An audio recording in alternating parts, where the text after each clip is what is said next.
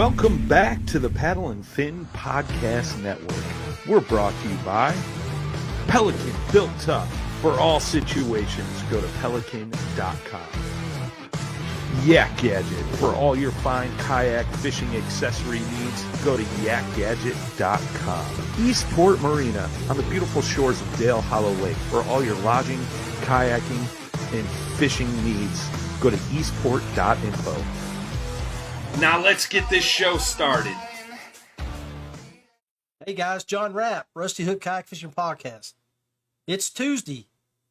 It's Takeover Tuesday here on the Paddle and Fin Media Outlet Group. Let's do this. Welcome to a special edition of the Rusty Hook Podcast, streaming live on Twitch, Twitter, YouTube, and Facebook. 1 hour of straight talk regarding tournament news, angler profiles, gear reviews, and more. Now let's get our show started by joining with John Rapp, our host.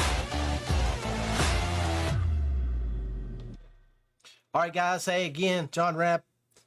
Testing 1, 2, 3. Looks like I got the voice meter. Everything's going well today. So, what I wanted to talk to you guys about, as you saw from the opening credits, was this episode is all about registering your motor vehicle, motorized kayak, at the DMV here in West Virginia, where I'm located. So, I just spent a few hours out running around to get these bad boys so I could put it on the side of my kayak and have it be legalized. Be legal when I'm out on the water, when I'm getting ready to head to Alabama, Tennessee, and here in West Virginia here in the next few months. First officially, unofficial retirement day. So I put together a video of my trip this morning. And I'm going to start that off for you here. But before we get into that, let's do one of my angler profiles. I've got a few set up. And what I did and had intended to do, I reached out to a bunch of ladies that are strong in the kayak industry here in West Virginia and abroad, Florida, Tennessee, Arkansas, Maine, Illinois. Still waiting on that one. But, I think Mississippi. But I've got some of those put together. We'll show 3 of them tonight. And we'll start off with our girl Christy from here in West Virginia.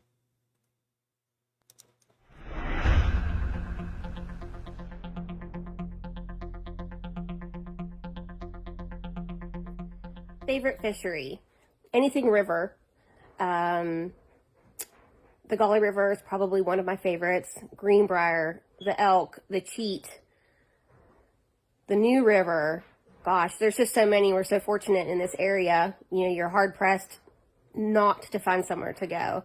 So any of the rivers, you can't go wrong, in my opinion. Those are my favorite places to go. You'll never have a bad day on the river.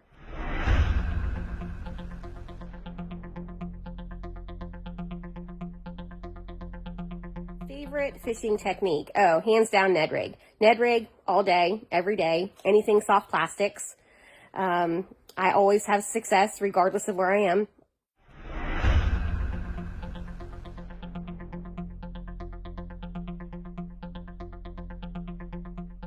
Well, obviously I would take my husband Vic because he runs shuttle like nobody's business. And I would also include Beth because she is just super fun. And we would probably drive a bit crazy, which would just enhance the day even more.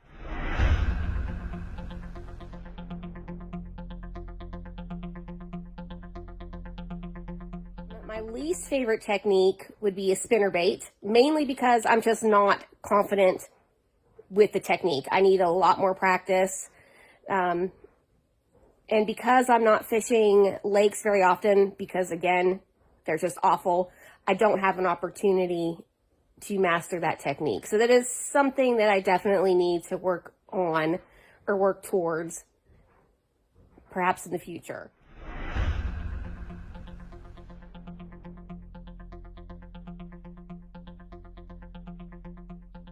As far as a pro, I really like Takahiro Omori. I just think that he's hilarious. He seems very genuine, and I feel like that if you went fishing with him for the day, that he would just be like the nicest, coolest person to hang out with. And as far as like a kayak angler, I'm definitely going to have to go with Christine Fisher. Obviously, you know, as a female, it's just awesome to see a female, you know, kick ass and take names out there. She's clearly talented. She's very genuine and friendly and very helpful. She's always answered questions when I've messaged her, which I find, you know, very nice considering that she's probably incredibly busy. So I like to see her succeed, and I'd like to see the successes that she's already had.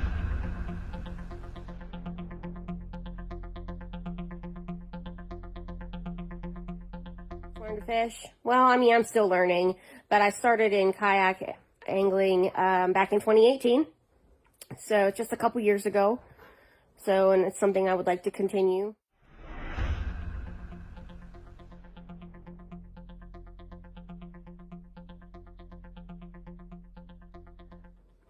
I don't really think I have reached that yet.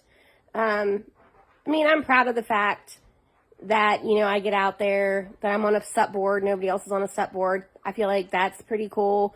I feel, you know, very confident on the water, things of that nature. But as far as like my greatest accomplishment, I don't think I'm there yet. There's things that I would like to achieve that I just haven't gotten there yet. Hopefully, you know, I'll have time to reach some of the goals that I've set for myself.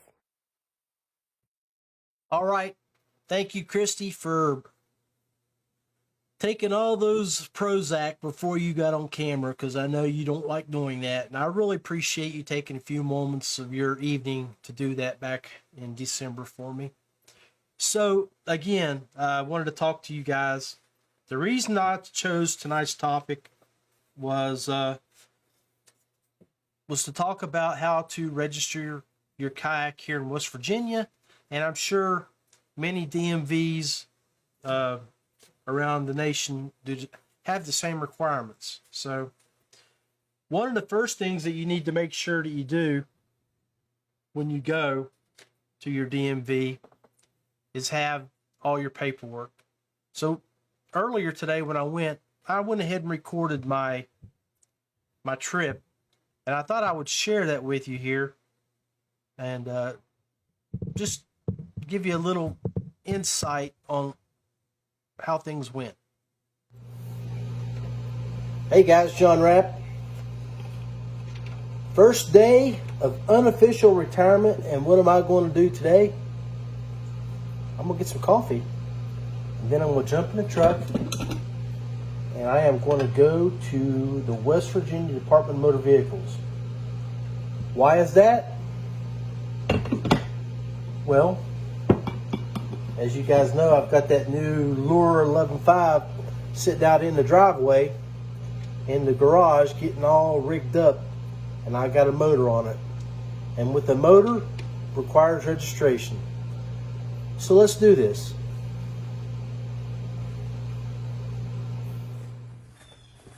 I'm going to try to get there early as they open up. All right, we're rolling. So I thought I would talk about a little bit about some of the things that you need as you are processing and gathering your paperwork to go to your DMV, specifically in my case, West Virginia Department of Motor Vehicles. When you go there, you're going to need a couple documents to fill out your title and registration to register your motor vehicle.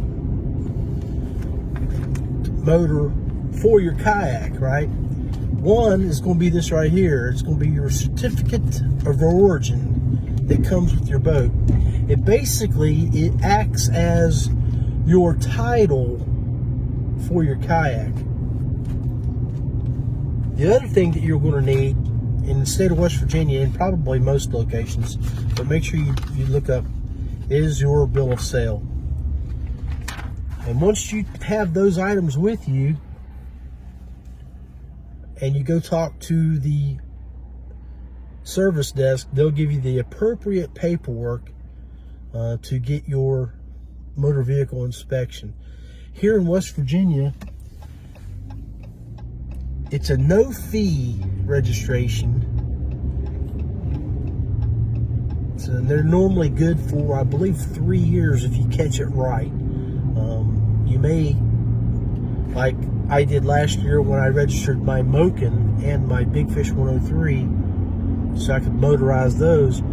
I believe I caught it on year 2 of 3. So unfortunately for me at that time, it meant that I was paying a $30 fee for 1 year instead of 3. But we're on the road now, headed to Summersville, so we can try to get everything accomplished.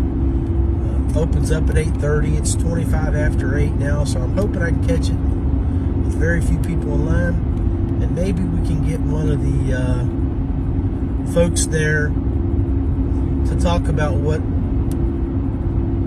is needed for registration. All right, it looks like I didn't catch it empty, but hopefully things will go quickly. The one thing that I hope to clarify for you guys is the difference between registration, fee and no fee, and maybe we can have one of the folks in here, if they're willing to go on camera, explain that.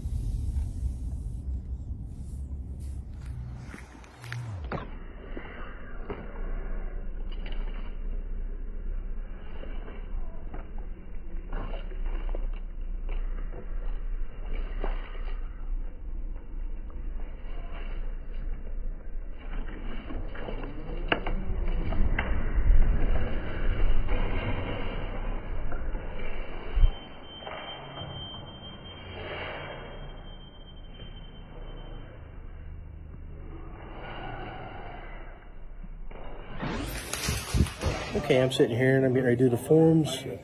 Unfortunately, they won't let me interview anybody, so this is what the document looks like. As you can see, they've highlighted the areas that need to be completed using your forms that you provided. And they will keep your original certificate of origin, so you might want to make copies of it or take photographs of it and store it somewhere.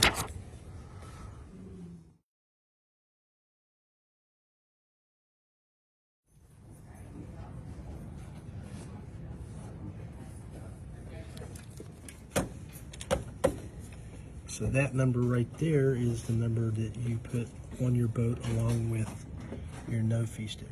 Yes. Do you need it? Okay, I just finished up being in the DMV here. Only took me about 25 minutes, but I want to go over a few of the things that happened in there that are questionable, but not really anything you can do about it if you don't have the correct paperwork. Okay, so just walked out of the DMV and I'm good. I'm good through 2026, but they didn't have the right stickers to go out that far, so she gave me the 2023 sticker, which expires in April, and the other ones will come in the mail. The new thing that the DMV does now is they don't print off your registration anymore on that perforated cardboard, which is not really a problem for me, as all my registrations go on a sleeve that I keep on my boats. So that's no big deal. Now, the one thing that I want to talk about is that they do keep your certificate of origin because you get a title, which replaces that. So if you ever sell the boat, make sure you provide the title to the new owner, just in case they do want to put a motor on it, because being a kayak, they'll need that to transfer the title to them, so they're legal. Now, here's the thing that you need to pay attention to when you go to the DMV.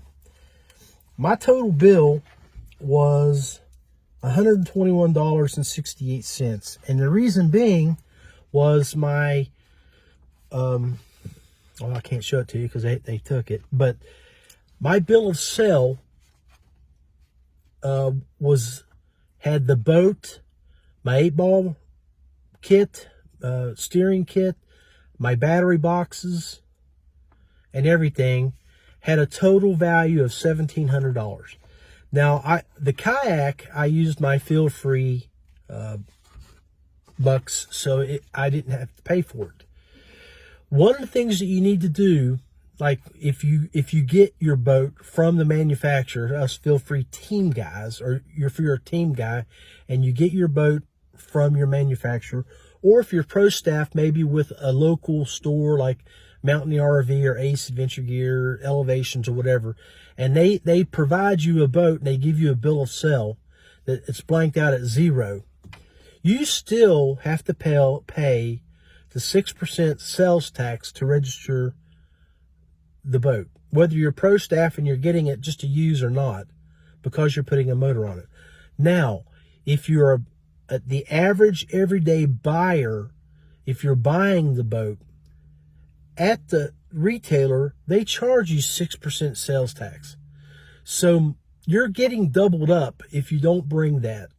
So basically, in what I'm trying to tell you is make sure, one, if you're a pro staff or you're a team member and you get the boat for promotional purposes, that you're going to have to pay taxes on it. 6% here in West Virginia. Now, if you buy out that boat, right, and make sure guys, when you get a receipt that only has the boat, especially if you're getting additional items for the boat, because they'll consider all of that as part of the boat and not separate items if it's on the same receipt.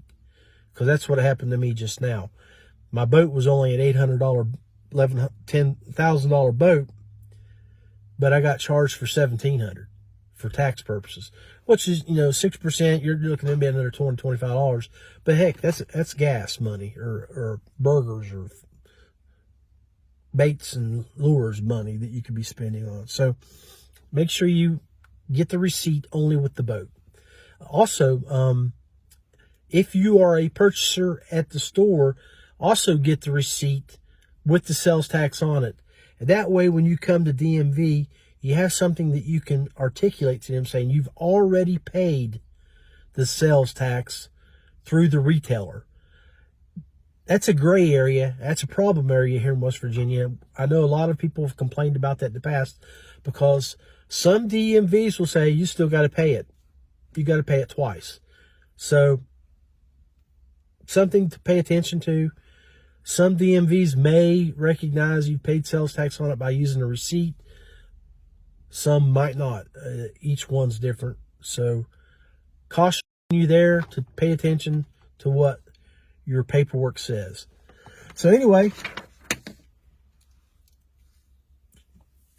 that's what I had to do today, but I am legal. I'm going to go start working on my decals. I may have to reach out to my good buddy Steve Gunner or somebody and get me one big long sticker with my decal information, and maybe even throw up some of my brands that I represent. Go from there. Hope this is a little bit informational, and we'll go back and we'll look at some stuff on the internet and we'll share that from here. So I hope that was a little, gives you a little idea of what I went through. And I want to touch base on a couple of the things that I spoke about there when we come back from this break. So stand by, and I'll see you in a few minutes. Ace Resort, West Virginia's #1 destination for whitewater, hiking, ziplining, and more. Check out aceraft.com. Westbrook Supply Company, Georgia's #1 go-to kayak fishing supply store. Gear, accessories, and custom rigging. Look them up, westbrooksupplyco.com. YakGadget, proudly supplying you with American-made products and gear. Check out YakGadget.com. Feelfree Kayaks. Paddle, pedal, or power, there's something for everyone. Check out feelfreeus.com. Payne Outdoors is a custom plastic maker, design consultant, product reviewer, and outdoor writer. Check out more at payneoutdoors.com. All right, guys. So I want to reiterate what I learned. And after I called my personal accountant and spoke with her, that's Beth, and where she had her experience from working at the gear shop, Ace Adventure Gear, which sold kayaks and things. I talked to her about what happened at the DMV, how they charged me sales tax of 6%, which last year I registered one of my kayaks. I believe it was the Big Fish 103, and I don't remember paying a sales tax on it, because where I'm with FEELFREE Kayaks, Three Waters, as pro staff, we have a bonus bucks program. So if we do things and we earn those bonus bucks, we can get our kayaks almost free if we do everything up to what they require. So in our contract. So I got one of my boats. I didn't pay hardly anything for it. Got the receipt, took it in, and when I explained to the guy that I was promotional staff for the company and that I don't remember paying any taxes on it, Beth said I should have. So where I'm going at with this is, if you buy in West Virginia from like Ace, Mountaineer RV, Gunner's Yak Shack, Elevations, down at Princeton, at H&S Sporting Goods, or any of some of the kayak retailers that we have in West Virginia, or even at Dunham's or Cabela's, you need to make sure that you save your receipt, the whole receipt that has where you paid sales tax on it. Because when you go to the DMV, you need to make sure and articulate with them that you've already paid the sales tax once for that item and that you shouldn't be required to pay it again. So I wanted to re-illustrate that information, because if you're buying something like a car or a motorcycle or an ATV or anything else that needs to be required to be registered, those locations normally reserve that for when you register and title it, so you pay it there, or it's already included in the purchase price. So you're getting that title and that registration at the dealership. So that's one thing. Where we buy kayaks, all we're doing, we've already paid the taxes for the kayak. We're just motorizing it. And that's one of the reasons why West Virginia has this sticker that's a no-fee sticker. So it's very confusing. Make sure you do your research. But in the long run, I paid $110 today to register my kayak. And let's be honest, it will be a whole lot cheaper for me to pay that than to go out on the water, have the DNR write me a citation because I didn't have my motor watercraft registered, which could eliminate me from the tournament that I may be fishing because I did not follow rules. So, better safe than sorry. I got another angler profile I want to show you guys. Before I do that, I want to show you our new P&F media video that Brian Schiller put together for us. Check it out.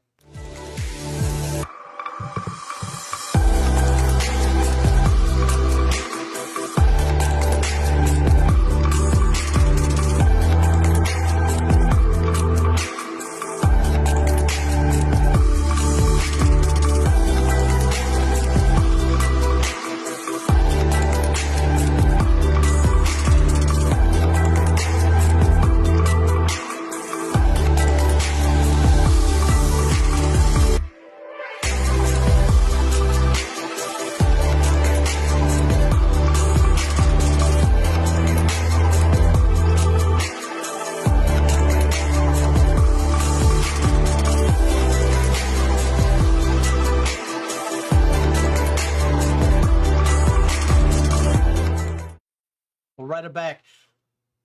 One of the reasons why I done tonight's show, and it's pre-recorded, as I've already mentioned, because I wanted to talk about the registration process. It's February.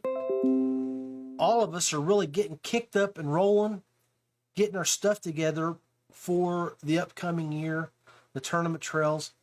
I know myself, I'm headed down to Huntsville, Alabama in 3 weeks.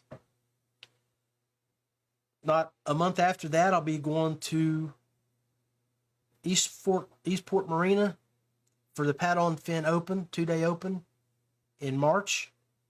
I'll be going to Lake Erie in Pennsylvania in May.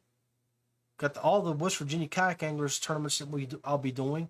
So I'll be traveling, and I want to make sure all my paperwork and everything's right, and I can put everything in the kayak in my stowaway boxes.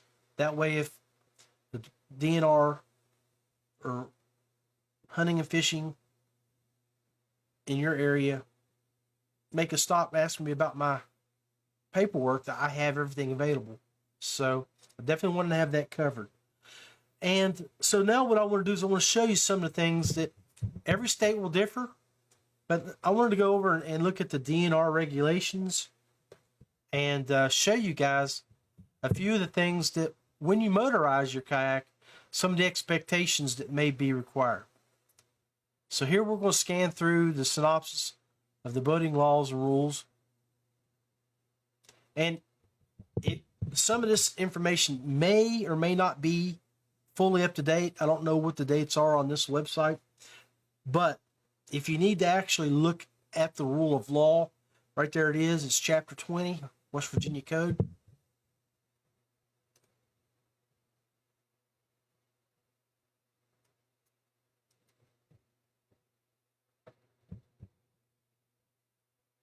There's the websites for West Virginia DNR.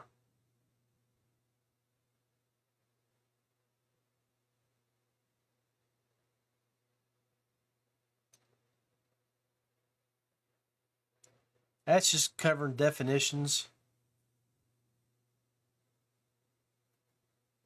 So G is motorboat. And let's make sure that we highlight this part right here.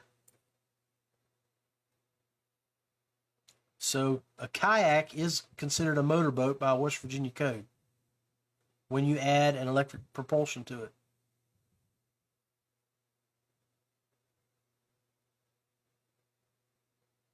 This is pretty much, when you're looking at it, is the code. And the website is, it is actually the DNR website.gov.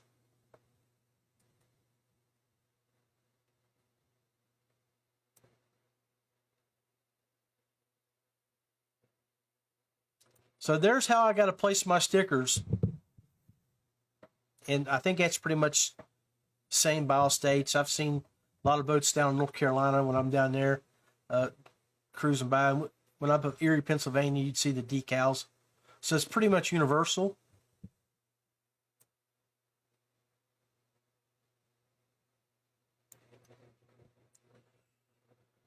So kayak fishing lights.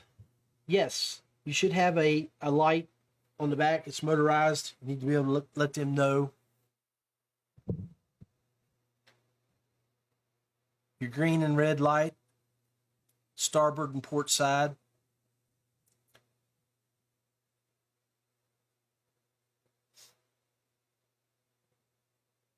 And right there's where it covers power-driven vessel.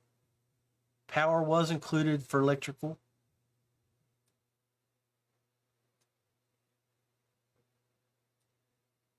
PFD. Same as what we all know. It's got to be Coast Guard approved.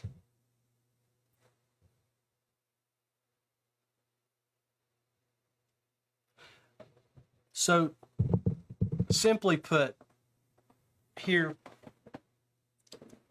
you have to have a whistle or some type of noise-making device, lights, PFD.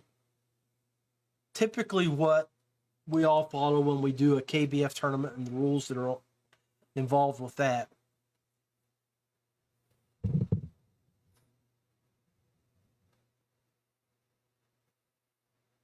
All right, let's go back and do another angler profile. Again, I want to tell you guys, I'm featuring some of our ladies. And the next profile, I'm going to feature Tracy Joseph out of Florida. And she did an excellent editing job. I think you'll enjoy this.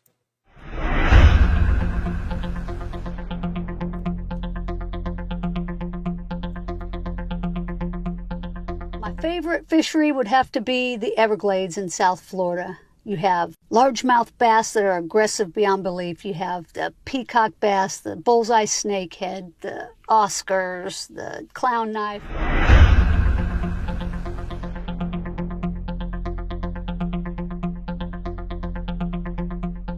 My favorite fishing technique, topwater.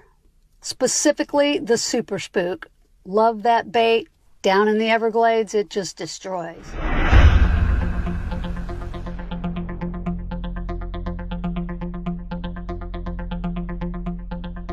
For a fun day on the water, I would take my younger sister, Lisa. She's been bass fishing a lot longer than I have. I'd love to have her down here in the kayaks if I could get her past the alligators.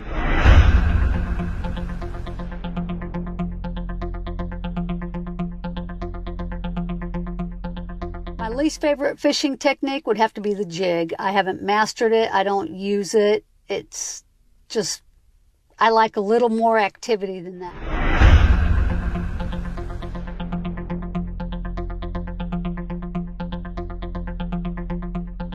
The anglers I admire most are the ladies I met at the Women's Fishing Federation annual events that I've been to.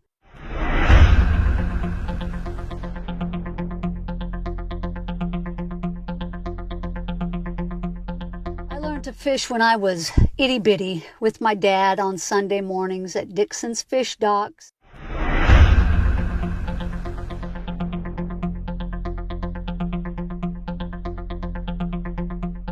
My very biggest all-time fishing accomplishment happened this year. Finally, I'd been working on it for 5 years. I landed a double digit.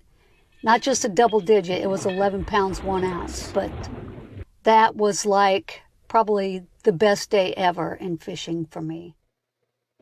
Without a doubt, that was one of the better edited videos that was sent to me to play here on the Rusty Hook. Hey guys, make sure you go over, do me a favor, and like, subscribe, get notified when we come online, when we go live. Of course, today is a recorded show, but there'll be a lot of live videos that will be shot out across the networks here at the Paddle and Fin media page here, on my Twitter pages, Instagram, YouTube, Facebook. So watch for some content there. Go like my stuff, and I really would highly appreciate it.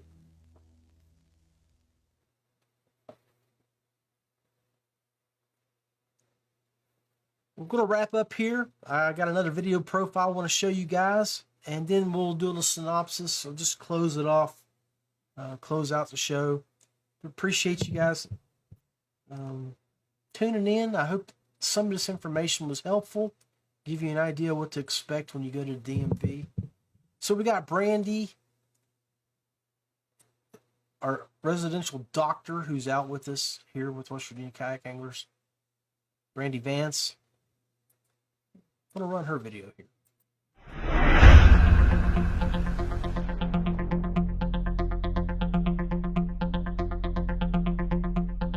My favorite fishery would have to be the Everglades in South Florida. You have largemouth bass that are aggressive beyond belief. You have the peacock bass, the bullseye snakehead. Let me try that again.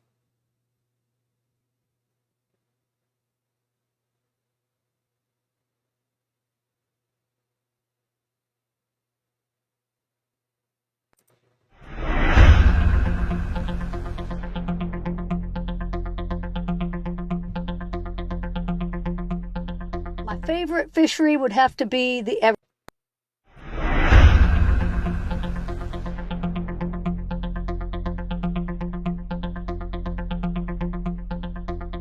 My favorite fishery is Lake Erie.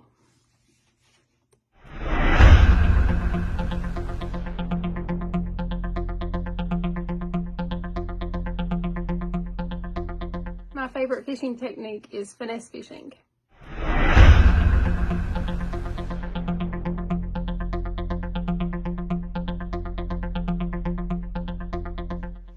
For a fun day of fishing, I would like to go fishing with Lee Livesey at Lake Fork.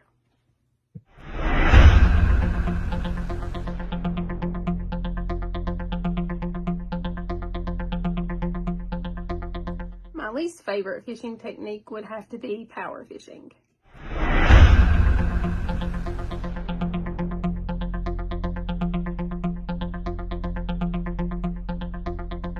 Pro angler I admire most is Jacob Wheeler, and my favorite kayak angler would have to be my handsome husband, Bud Vance.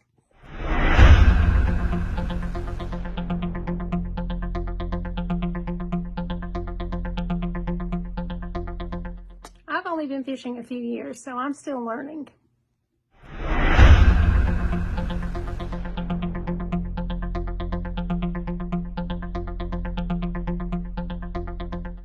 My greatest accomplishment of fishing would have to be beating Bud Vance at Mud River. Hey guys, I'm going to touch on one more thing here. I dug it up real quick. It's the summary of the laws with West Virginia on kayaks. Now, I did show you the DNR stuff, but these summaries here that I wanted to hit on were something that most West Virginia might know, but people that are coming out might need to be aware of. And one is when you're scene two, there we go, is this part here, motorized kayak ages. You have to complete a course, and if you're 12 to 14, you have to have boater's education. In West Virginia, it's all combined with hunters and boater's education. To be able to get your hunting and fishing license, you have to take that course, unless of course you were born before, I think, 1986. I'm not sure if it's cut off or not. Also, if you are out there and you're cruising in your motorized kayak, electric propulsion, and you are consuming some beverages, you fall under that law right there. So use your head. Don't get stupid.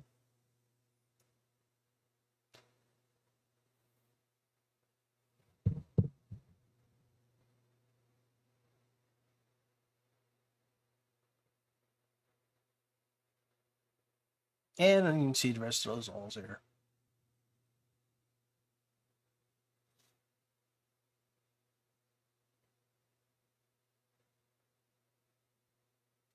Again, like it says here, if you just go out and you buy yourself a kayak or a pedal kayak, non-motorized, you don't have to have any boater's education.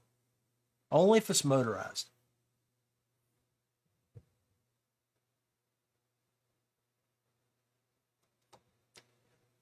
Touch base on that too here. If in West Virginia, a lot of our lakes are Corps of Engineers, and they have additional requirements on top of our state laws that the DNR enforces. And one of them is if you're in a vessel less than 16 foot, you're on a Corps of Engineers lake, you're supposed to be wearing a life jacket, so keep that in mind.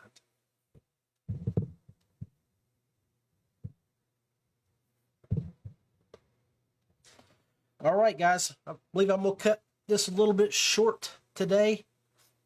I hope you enjoyed this video. A little bit educational on some registration, titling requirements for motorized kayaks in West Virginia.